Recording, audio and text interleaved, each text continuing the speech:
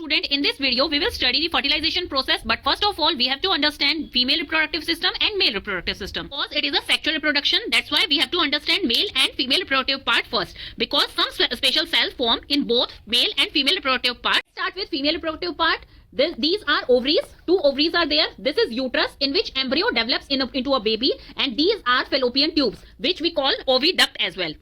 And ovary produce female gamete, that is a egg cell which we called ovum, and which passes through this fallopian tube into the uterus. Let's first understand the female gamete. Ovary will produce the female gamete which is called as egg cells or ovum.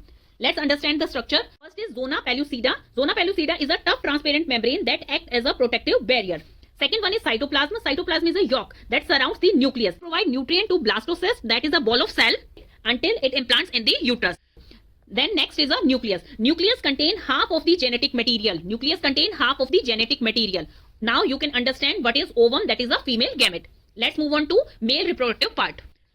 This is a male reproductive part. These two are testes. This is penis. This is sperm duct. Sperm duct in male reproductive part is same as oviduct, that is in female reproductive part, which passes the female gamete from ovary to uterus. In ways, male gametes, that is sperm cell, produced by testes and passes through sperm duct.